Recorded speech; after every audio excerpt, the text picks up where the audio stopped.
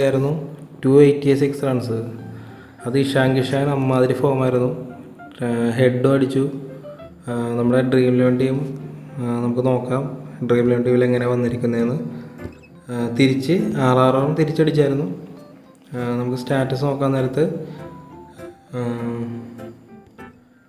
Dream ടീമിൽ വന്നിരിക്കുന്നത് ഇഷാൻ കിഷാനാണ് ഏറ്റവും കൂടുതൽ പോയിന്റ് കിട്ടിയിരിക്കുന്നത്. 440 പോയിന്റ്. ക്യാപ്റ്റനാക്കിയാണെങ്കിൽ ഹൈ പോയിന്റ്. പിന്നെ സെക്കൻഡ് ജുരലിനാണ്. സഞ്ജു സാംസൺ ഇറങ്ങിയായിരുന്നു. അത് ഇമ്പാക്റ്റ് പ്ലെയർ വന്നപ്പോൾ നമുക്കിപ്പോൾ കറക്റ്റായിട്ട് ടീം ഇടാൻ പാടാണ്.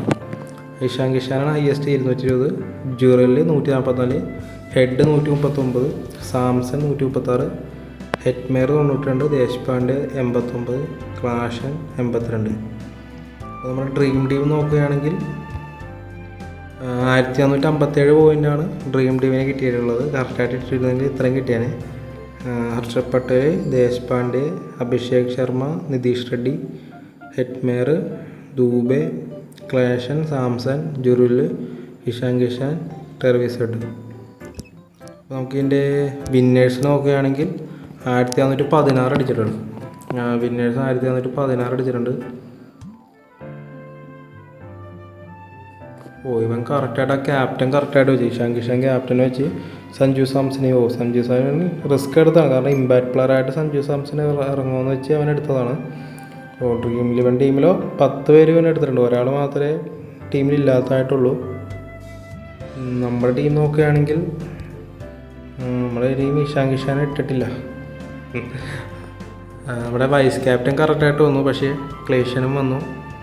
1 2 3 4 5 6 7 പേര് ഡ്രീം 11 ടീമിൽ വന്നു. ബാക്കിയുള്ളവർ പോയി. എൻ്റെ ക്യാപ്റ്റൻ ഹർഷദ് പട്ടേലായിരുന്നു. ജെറിലുണ്ടായി. വൈസ് ക്യാപ്റ്റൻ കറക്റ്റായിട്ട് വന്നു. നമുക്ക് ഇതിനകത്ത് ആ ക്യാപ്റ്റനും വൈസ് ക്യാപ്റ്റനും കറക്റ്റായിട്ട് കിട്ടിയാലേ നമുക്ക് മാക്സിമം പോയിൻ്റ് ഇടാൻ പറ്റുള്ളൂ. ഭാഗ്യത്തിന് പ്രാക്ടീസ് മാച്ചിലിട്ടത്. അപ്പോൾ നിങ്ങൾ പൈസ ഇട്ട് കളിക്കണമെങ്കിൽ വളരെ ശ്രദ്ധിച്ച് വേണം. കാരണം പൈസ പോകാൻ ചാൻസ് കൂടുതലാണ്. ഞാൻ ജസ്റ്റ് പ്രാക്ടീസ് മാച്ച് ഇട്ടിട്ടുള്ളൂ. അപ്പോൾ ഇതിനകത്ത് സെക്കൻഡ് പൊസിഷനിൽ കിട്ടിയുള്ളൂ. ഫസ്റ്റ് പൊസിഷൻ 905 അടിച്ചു. നമുക്ക് അടുത്ത കളി വീണ്ടും നോക്കാം.